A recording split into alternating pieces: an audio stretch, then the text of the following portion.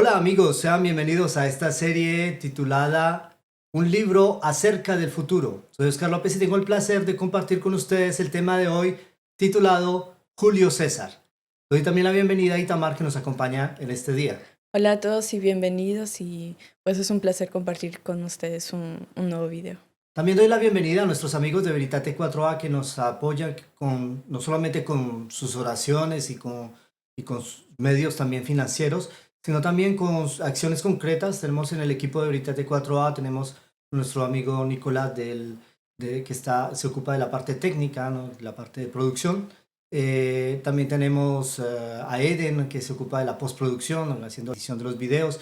Y tenemos muchas otras personas que actúan para que este material pueda estar a disposición de ustedes. En todo caso, les saludamos. También quisiera aprovechar para darles una buena noticia. Nuestro sitio de internet fue creado de nuevo, lo hicimos completamente, lo cambiamos. Una presentación mucho más sencilla y mucho más dinámico. Entonces, espero que les agrade. Si tienen comentarios también sobre el sitio, no duden en hacerlos. En todo caso, todo esto es para servirles. Vamos a empezar el tema con un pequeño resumen, pero para ello nos vamos a basar en el texto del último video. Habíamos analizado Daniel 11, 15 al 16, donde dice: vendrá pues el rey del norte y levantará baluartes y tomará la ciudad fuerte, y las fuerzas del sur no podrán sostenerse, ni sus tropas escogidas, porque no habrá fuerza para resistir. Y explicamos allí que Antíoco Magno se alía con Felipe de Macedonia, constituyen un ejército mixto para atacar a Ptolomeo Epífanes. Y también explicamos que Ptolomeo Epífanes, según los datos históricos, era un niño, tenía creo que 5 años de edad, era un niño muy pequeño, y digamos que toda su defensa se basaba en las acciones de sus tutores. El tutor egipcio de Ptolomeo Epífanes es asesinado por corrupción, y Roma, que tenía un contrato con ellos, un contrato de protección, les envía a Aristómenes. Y Aristómenes era uno de los hombres sabios de aquel entonces en Roma, un experto militar, pero también un consejero muy sabio, un filósofo, etc. Y lo que hace él es ayudarles a sofocar la rebelión que se había levantado dentro del reino de Egipto y que estaba acabando de debilitar a este joven rey Ptolomeo Epífanes. Y nos cuenta la historia de que Aristómenes organiza una expedición militar y encarga de esto al general más ilustre, que era un general etíope llamado Escopas. Y cuando ellos van a atacar a las tropas que estaban contra ellos, finalmente son vencidos.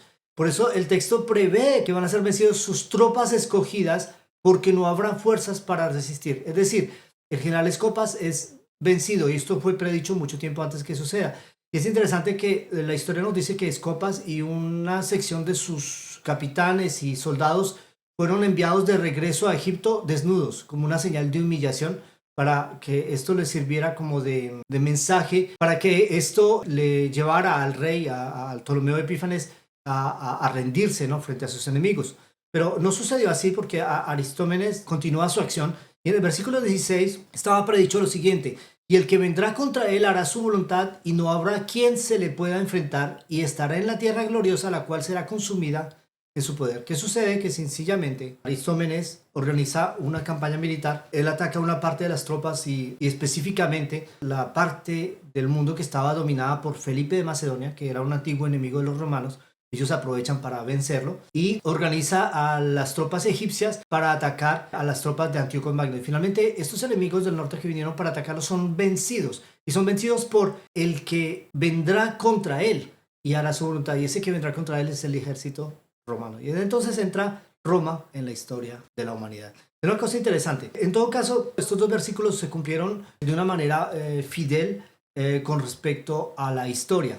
Y ahora vamos a continuar en el versículo 17. Bueno, paramos en el 16 la semana pasada. El versículo 17 nos dice lo siguiente: Y afirmará luego su rostro para venir con el poder de todo su reino, y hará con él convenios, y le dará una hija de mujeres para destruirle, pero no permanecerá ni tendrá éxito. Es interesante. Ahora, hay que tener en cuenta que el contexto histórico de este versículo 17 es un tanto extraño. En el tema anterior, yo no lo mencioné en el resumen, habíamos hablado de Pompeyo Magno. Resulta de que Pompeyo Magno llega un momento en que domina a la tierra gloriosa, que también está predicho en el versículo 16. Pompeyo Magno domina la tierra gloriosa y hay un fenómeno interesante. Aquí tenemos a Ptolomeo 12 Auletes, que finalmente con el tiempo él muere y deja 2 hijos herederos del trono. Esos 2 hijos son Ptolomeo 13 y Cleopatra 7, séptima, ¿no? hay que saber que hubieron Cleopatras, hubieron un montón. En todo caso, la Cleopatra histórica, la que casi todo el mundo conoce, la Cleopatra séptima.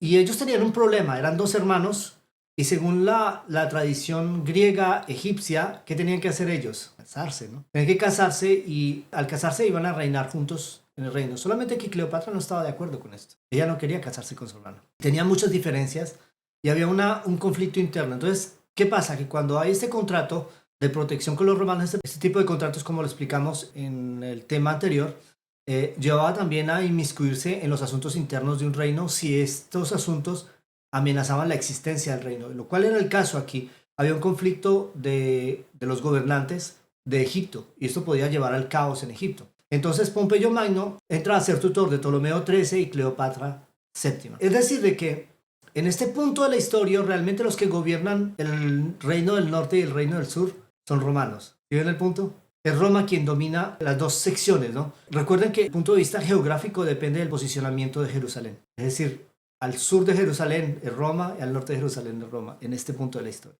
Estamos hablando del año 51 a.C. Y suceden algunas cosas interesantes. En el 9 de enero del año 49, un cierto general, Julio César, que dominaba las Galias, de la parte europea del Imperio Romano, era un general muy brillante y él decide de pasar el límite de su jurisdicción. Y el límite de su jurisdicción era un río que se llamaba ¿cómo? El Rubicón. Exactamente, el Rubicón. Y él cuando atraviesa el Rubicón, de paso, esto es una expresión cuando hay un conflicto entre dos bandos o entre dos personas, el pasar la línea roja es pasar el Rubicón. ¿Sí? Se dice, pasaste el Rubicón, se refiere a este evento de la historia. Julio César pasa el Rubicón y en el momento en que pasa el Rubicón, esto constituye de una manera directa una declaración de guerra al representante máximo por el Senado, que era Pompeyo Magno, y al Senado mismo. Es decir, que los pone en desafío. Y sucede que cuando Julio César pasa el Rubicón y entra en la península itálica, tanto el Senado como Pompeyo Magno, que estaban en ese momento allí, en Roma, ellos huyen a Grecia. Y eso que ustedes ven aquí, que se llama SPQR, es el símbolo de las siglas del Senado romano. Ellos huyen a Grecia y se enfrentan con Julio César en la batalla de Farsalia. Y en esa batalla de Farsalia es finalmente Julio César quien gana, utilizando una estrategia militar muy avanzada. Solo en 2 horas vence y hacen 20.000 prisioneros entre la gente que estaba del lado de Pompeyo Magno y del Senado. Y al vencerlos, Pompeyo Magno finalmente huye, como lo muestra aquí la animación. Ellos están en conflicto y el Pompeyo Magno huye a Egipto. Solamente que en Egipto hay una alianza de poder y Ptolomeo XIII, que era un joven ambicioso, él piensa de que si Pompeyo Magno, que era su tutor, estaba huyendo de su adversario Julio César, huyendo en Egipto, el mantener en vida a Pompeyo Magno era un riesgo para el reino de Egipto. Y entonces dan la orden de que se permita, la orden que faciliten el asesinato de Pompeyo Magno. Pompeyo Magno es asesinado mientras Julio César lo persigue de una manera implacable hasta Egipto. Y cuando llega él, ya ha sido asesinado. Es así como termina la historia de Pompeyo Magno. Julio César se instala en Alejandría. Y esto es interesante porque dice, afirmará luego su rostro para venir con el poder de todo su reino y hará con él convenios y le dará una hija de mujeres. Una cosa interesante, ¿quién es esta hija de mujeres? ¿Quién le da a la hija de mujeres para destruirle? Es una cosa enigmática, ¿no? En todo caso, vemos de que Cleopatra trata de aliarse con Julio César con el objetivo de ¿qué? De destruirlo. En el imaginario del mundo hoy en día se piensa en Cleopatra como una mujer fatal, ¿no? Una mujer un poco la viuda negra o algo por el estilo, ¿no? Pero esto no es tan falso, ¿eh?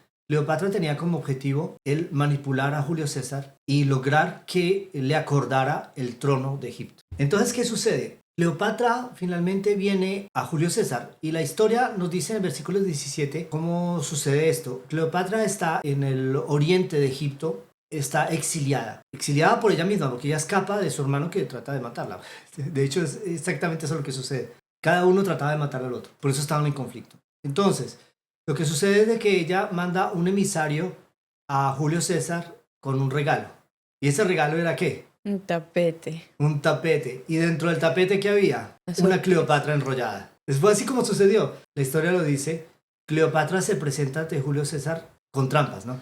Es decir, como no le había permitido ir a verle a él, No podía verle antes de que él viniera a juzgar entre los dos quién iba a reinar. Realmente lo que quería Julio César era decir, bueno, ustedes cumplen el contrato, se casan y reinan y dejen la bobada. Discúlpeme la expresión, pero es más o menos esto lo que iba a suceder. Julio César tenía el objetivo de estabilizar la región porque hay que saber una cosa, de que el trigo que consumían en Roma venía todo De Egipto. de Egipto. Ese Egipto era el granero de Roma. Entonces, no le convenía una guerra civil en Egipto. Lo que sucede después de esto es de que al enterarse Ptolomeo XIII de lo que había hecho Cleopatra, teme perder el reino. Él teme que Julio César no sea suficientemente imparcial y que finalmente le dé el reino a Cleopatra. Entonces, él decide atacar los barcos, las galeras romanas que se encontraban en la costa norte de Egipto y manda sus barcos con el objetivo de incendiarlas, pero finalmente lo que sucede es que los que son incendiados son las galeras, todas las embarcaciones egipcias son quemadas y en el tumulto de la batalla sucede un accidente muy grave, que no fue la intención ni de los unos de los otros. Se quema algo muy importante. ¿Y eso qué fue? La Biblioteca de Alejandría. Exactamente, la Biblioteca de Alejandría se quema también. Historia que uno de los barcos incendiados deriva hacia el puerto que toma fuego y el fuego se transmite hasta la biblioteca que estaba cerca del puerto. Es decir, que este desastre fue un desastre mayor. Ahora, Ptolomeo XIII, al ver que su incursión naval no tuvo éxito, organiza sus tropas y va a atacar a Julio César. Pero Julio César envía un mensaje a sus tropas que están ubicadas en el Medio Oriente, las cuales descienden rápidamente y hacen frente a las tropas egipcias que son finalmente vencidas. Y este hecho pone en pánico a Ptolomeo XIII, quien trata de huir, y en la huida él cae en el río Nilo, en Egipto. ¿Y qué sucede con él? Se ahoga. Es así como muere Ptolomeo XIII, y vemos de que esta hija de mujeres que vino para destruirle no permanecerá ni tendrá éxito. Es algo que vamos a ver en detalle en el próximo tema. Y el versículo 18 nos dice lo siguiente. Volverá después su rostro a las costas y tomará muchas. Mas un príncipe hará cesar su afrenta y aún hará volver sobre él su oprobio. ¿Qué sucede aquí? Es algo interesante. Julio César, al haber tomado de cierta manera el control de Egipto, porque él pone a reinar a Cleopatra, pero la pone a reinar bajo su jurisdicción. Y es una cosa interesante de que solamente quedaba un enemigo al norte que era Farnaces, y al vencerlo, él adquiere todo el dominio, ¿no? Y se declara el lema Veni, Vidi, Vici, que significa he venido, he visto y vencí. Es una cosa interesante. Julio César, a partir de aquí, domina todo el mundo antiguo. ¿Y qué dice el versículo 19? Luego volverá su rostro a las fortalezas de su tierra, mas tropezará y caerá y no será hallado. Julio César había dominado todo el mundo conocido de esa época. Y él hace algo interesante, es de que logra vencer todos los descendientes de Pompeyo Magno, bueno, casi todos, una gran mayoría, y toma el control militar del mundo conocido de aquel entonces. Y entonces decide instalarse en Roma. Y al llegar a Roma, él exige que sea nombrado dictador por 10 años. Es saber que la figura de dictador en el Imperio Romano no es algo tan diferente del dictado de los dictadores de hoy en día. El término dictador viene en realidad de ellos. ¿Qué era un dictador? La ley romana decía que en caso de peligro de subsistencia para la República Romana, se nombraba a un personaje ilustre del Senado, o el Senado comisionaba a un personaje ilustre para que gobernara y dictara las leyes necesarias para la subsistencia del imperio. Esto se podía hacer por un periodo de 5 a 10 años. Y eso fue lo que sucedió. Entonces el término dictador es el que dicta leyes. Las dictaduras que existen hoy en día, la mayoría no se hacen de esta manera legal, ¿no? Entonces el Senado que decide nombrar a alguien que se convierta dictador durante un periodo. Y el dictador era nombrado durante un periodo determinado. No era a vida, como son hoy en día los dictadores. Pero básicamente es un principio que existía en el Imperio Romano. Ahora Julio César llega a ser dictador. Y durante ese periodo empieza a consolidar su reino, pero sucede algo. ¿Qué sucede? Que él es asesinado. Conocemos esta historia de cómo Julio César fue traicionado por el mismo Senado y fue asesinado. Y esto lleva a una guerra civil dentro del Imperio Romano. Una cosa interesante. Bueno, hemos terminado el tema de hoy, pero no vamos a cerrar este video sin antes entrar en una sección de preguntas y respuestas. Y tenemos una pregunta de Isabel. A ver, Isabel, escuchamos. Sí, yo quería preguntar que por qué les obligaban a casarse entre Cleopatra y su hermano, porque él era menor y normalmente ella era mayor que su hermano. Entonces Ella ella tenía normalmente 22 tenía años. que casarse, que gobernar. Exacto. Esa era una costumbre que tenían los griegos. Ellos pensaban en la supremacía de sangre, ¿no? Ellos pensaban de que si los reyes se casaban con personas de otros orígenes iban a degradar la sangre real y esto les hacía perder su carácter divino. Para conservar la legitimidad en el trono, ellos se casaban entre hermanos. Entonces era algo muy común dentro de los griegos el hacer estas cosas. Ahora hay que entender también de que los matrimonios entre menores y adultos era también cosa común en ese entonces. Obviamente, desde el punto de vista moral no podemos aprobar este tipo de acciones, pero eran las costumbres y la forma en que se funcionaba la sociedad griega de aquel entonces. Ver que Cleopatra era griega, como lo fue los Ptolomeos, eran griegos, y eran los faraones griegos que dominaban en Egipto. ¿Sí respondió a tu pregunta? Pero, ¿qué pasaba si ella no tenía hermanos? Reinaba sola. Si ella no tenía hermanos, habría de reinar sola. Solamente que como había, y sucedió en Egipto, hay algunas, digamos, faraonas en Egipto, inclusive las estatuas muestran una barba postiza. Tenían, mismo como mujer, tenía que ponerse una barba postiza para poder encarnar el puesto de faraón. Pero sucedió en Egipto de que reinara una mujer sola, lo cual no era una regla. De hecho, era el varón el que iba a reinar y tenía que casarse con su hermana para compartir el gobierno. Esa era la forma en que ellos funcionaban. Ok, gracias. Bueno amigos, hemos terminado el video de hoy introduciendo a Julio César, este personaje tan conocido en la historia, pero también conocido en la profecía a través de estos versículos de Daniel capítulo 11. Agradezco a Itamar por habernos acompañado el día de hoy. Bueno, fue un gusto acompañarles y les esperamos para el próximo video. Y también agradezco a todo nuestro equipo de Veritate 4A y gracias a ustedes sobre todo, gracias por su fidelidad. Si ustedes estiman que este material es interesante e importante, no duden en compartirlo y no duden en inscribirse en nuestra cadena, en visitar nuestro sitio web, nuestro nuevo sitio y también darnos un like en la cadena de YouTube, es muy importante. Que Dios los bendiga, que Dios bendiga su curiosidad y nos vemos dentro de 15 días con un próximo video de esta serie, un libro acerca del futuro. Bye bye.